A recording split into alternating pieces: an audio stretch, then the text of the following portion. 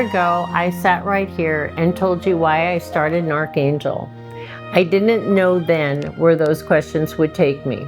What began as my own search for understanding gradually became approximately 17 months and counting of unusually concentrated and lived observation and grassroots immersion. I sought professional help. I participated in support groups. I listened. I learned. I observed, and I kept asking questions. Eventually, those questions became bigger than my own story.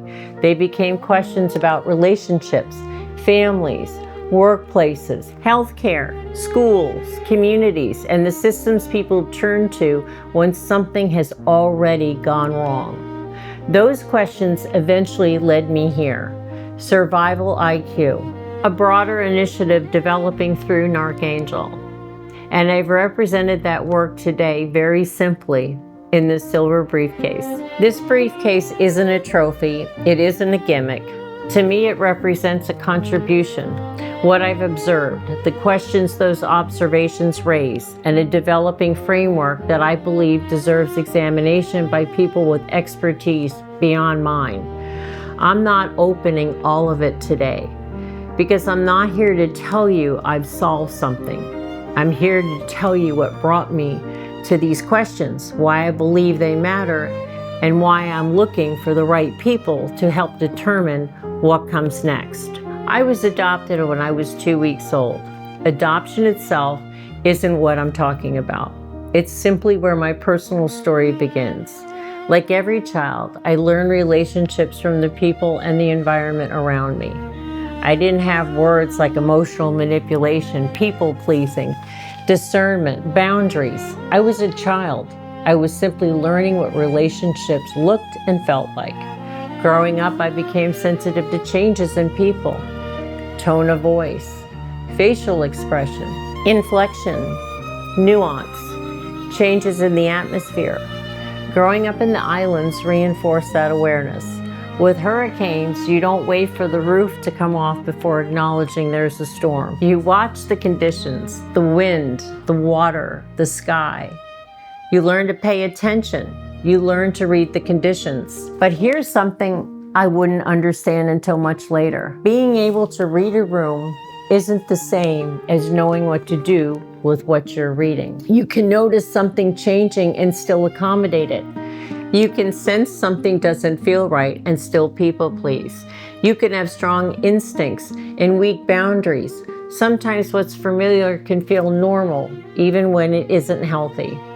My childhood isn't a scientific evidence for survival IQ. It's the origin of my observational lens, not proof of a model.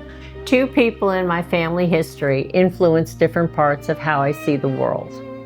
From stories about my biological grandfather, I developed an appreciation for questioning the status quo and standing up when something didn't seem right. From my adoptive father, I learned empathy, compassion, and concern for other people.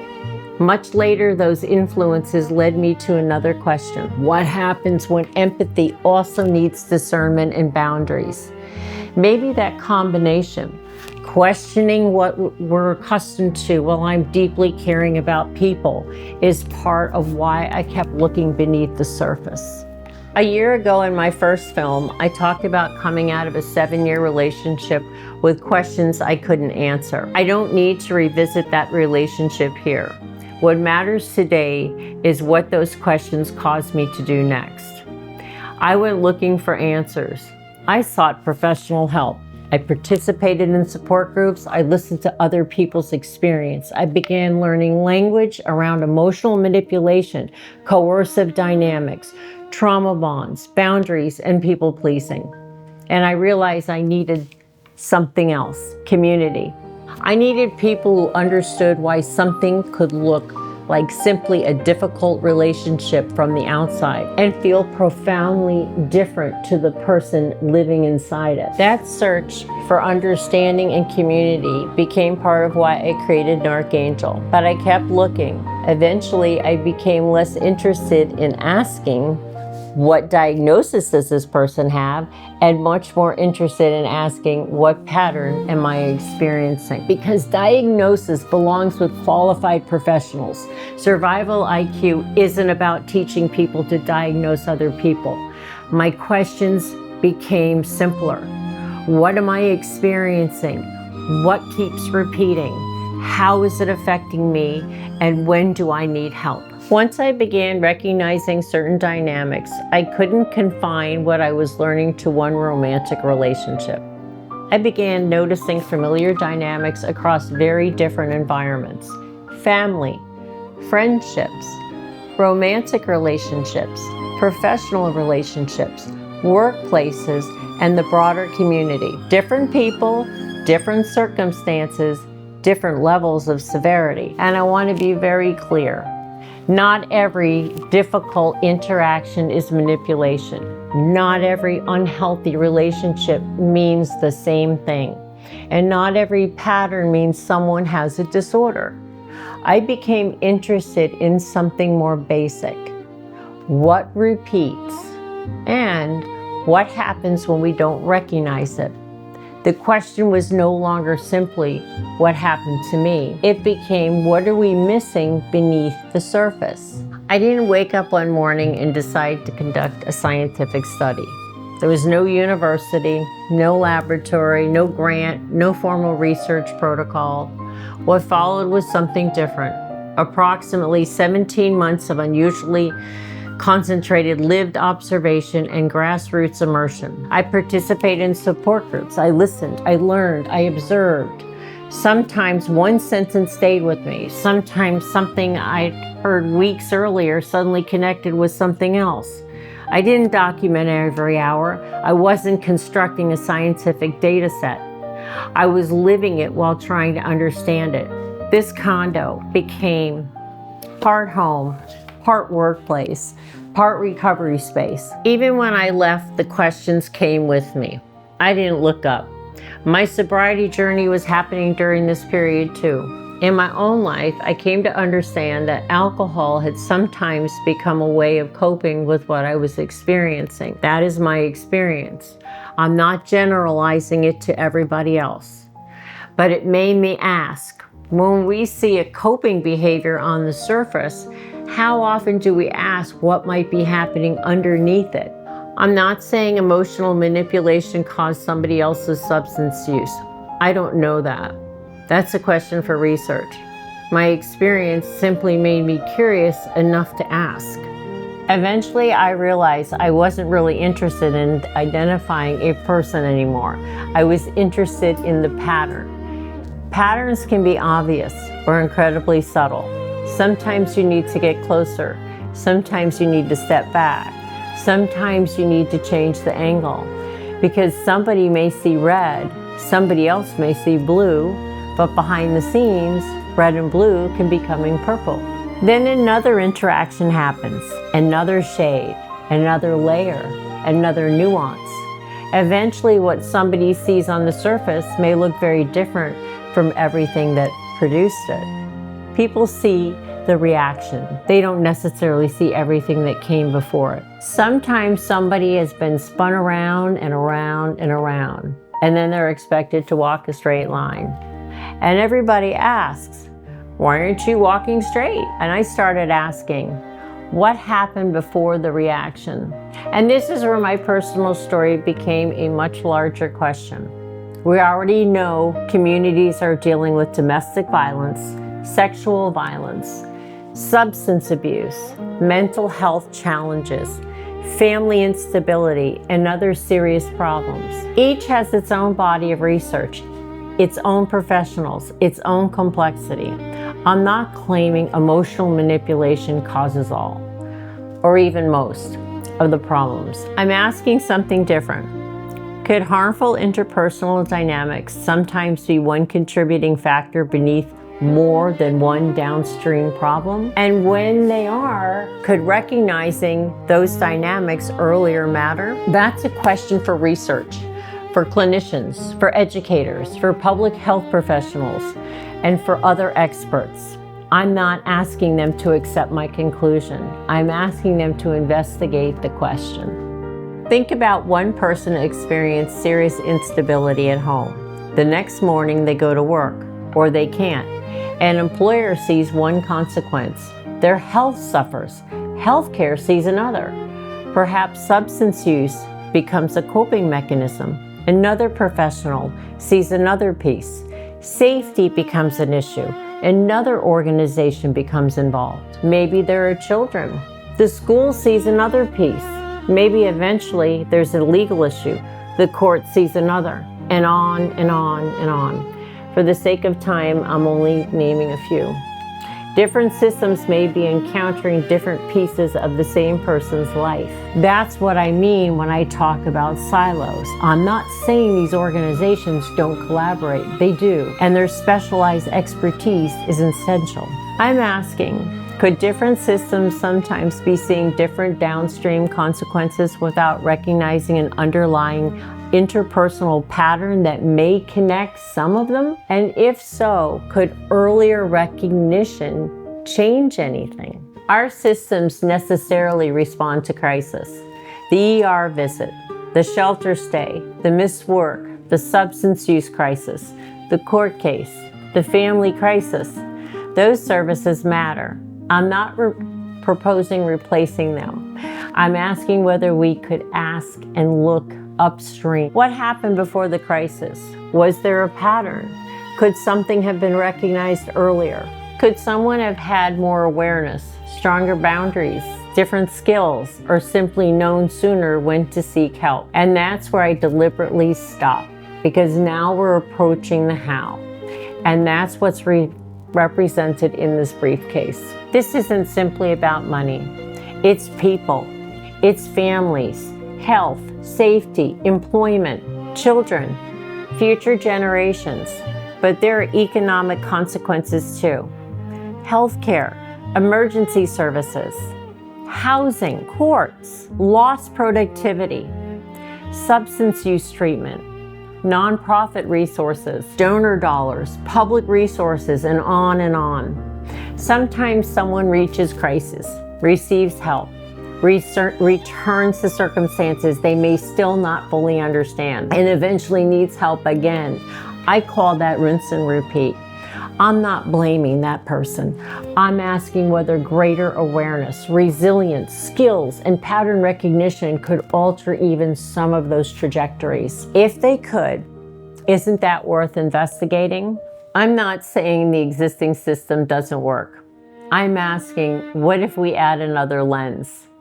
We already ask what happened. Could we ask what pattern came before it? We ask, how do we respond to the crisis? Could we also ask, could something have been recognized earlier? Not replace expertise, connect expertise. Not diagnose people, recognize potentially harmful dynamics. Not wait exclusively for crisis. Also investigate prevention. Sometimes I wonder whether we're trying to open new locks, old keys. Maybe we don't throw away the systems we've built. Maybe we ask what additional tools might be needed. And that's where I stop again, because the tools are part of the how. And for the professionals listening, I know that some of the questions that might come up next. What actually is new here? What does existing research already tell us? What would survival IQ add to approaches that already exist? And how will we know whether it works?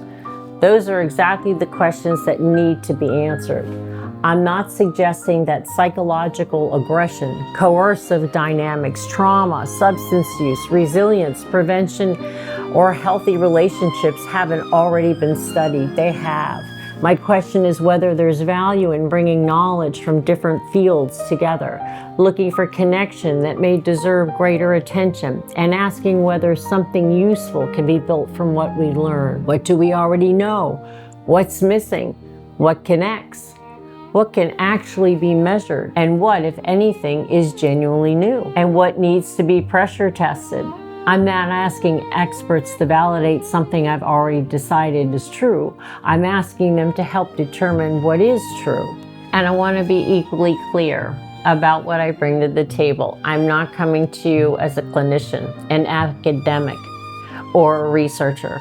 I'm coming with lived experience and approximately 17 months of unusually concentrated and lived observation, grassroots immersion. Much of what I learned wasn't gathered on a spreadsheet. I didn't begin this expecting to conduct research. I was trying to understand what I was experiencing. I listened across support settings. I heard different stories from different people on different days. And over time, I began noticing reoccurring themes and patterns. That doesn't make those observations scientific evidence. But I don't believe that makes them meaningless either. Lived experience can identify questions that formal research can then examine. And that's what I believe I bring. The story, the observations, the reoccurring questions, and a perspective developed by living very close to this problem for a very long time. Now I want people with expertise I don't have to determine what those observations are worth. What holds up? What doesn't? What's already known? What's missing? And is there a blind spot here that deserves closer examination? Those questions became part of the foundation for survival IQ. It isn't about deciding who's good and who's bad. I'm not presenting it as a finished, scientifically validated model. It's in a developing framework for further examination. I can tell you what I've observed. I can explain why I believe these questions deserve examination. But the how, that's where this briefcase comes in. Inside is work I began developing around the problem. The observations, the framework, potential implementations, impact, and vision, and questions that still need answers. It doesn't contain a magic cure. It contains something I believe is worth examining, a contribution and an invitation. As N.A.R.C. Angel reaches its first anniversary, that's what this briefcase means to me. I'm not here to make me look important. It's my contribution back to survivors, families, communities, and the generations coming behind us. I've made personal and financial decisions that allowed me to keep this work moving. I don't say that because I want credit for sacrifice. I say it because I believe this matters. I'm a mother, I'm a grandmother, and I care deeply about what we're handing to the people coming behind us. So I'm looking for people who recognize there's a problem and want to be part of a meaningful change. People who bring different expertise to the same table. People willing to listen to survivors and lived experience. People willing to bring research, clinical knowledge, education, public health, systems thinking, and yes, healthy skepticism. Not to prove that I'm right, to help determine what is true, what is useful, and what could genuinely help people. Researchers, clinicians, educators, healthcare professionals, domestic violence and substance use professionals, workplace leaders, attorneys and policy experts, nonprofit leaders, system thinkers, people with lived experience, and probably people I haven't even thought of yet. I don't want a room full of people who agree with me. I want a room full of people willing to pressure test this, challenge it, tell me what's already known, tell me what isn't, show me where research supports what I've observed, show me where it doesn't. Separate correlation from causation. Determine what can actually be measured and help determine whether there's something here that could probably and genuinely help people. For approximately 17 months, I didn't look up. Now I am. Lived experience can only take this so far. I cannot responsibly validate a framework alone, nor should I. So I'm passing the baton. I'm not disappearing. My role is changing. I'm the founder, I'm the storyteller. I'm a lived experience voice. I can remain a consultant to the people who take the professional and scientific questions further. I want to be part of the conversation. I want to be part of the help, convene the right people. I want to work alongside people who bring expertise I don't have. Because after spending so much time thinking about survival, I've remembered something else. We're supposed to live. I want to get in the car. I want to travel. I want to camp. I want to spend time with friends and family. Maybe I'll even meet somebody wonderful. Who knows? I'm not abandoning this work. I'm changing my role in it because understanding survival shouldn't become another way of spending your entire life surviving. And at some point, you have to live. So I'm not asking you to endorse survival IQ. I'm asking whether you're willing to examine it, to challenge it, to pressure test it, and perhaps help determine what comes next. I started with the 3 questions. What are we missing beneath the surface? What happens when we don't recognize the pattern? And what could change if we recognized it earlier? And I'll leave you with one more thing. If there's something here, something that could help us recognize potentially harmful interpersonal dynamics earlier, something that could strengthen people, something that could potentially reduce downstream human and economic consequences, and something that could help the generations coming behind us, how can we afford not to find out? I'm not asking you to accept my conclusions. I'm asking the right people to examine my questions. This is my contribution. This is my invitation. This is the next chapter of N.A.R.C. Survival IQ.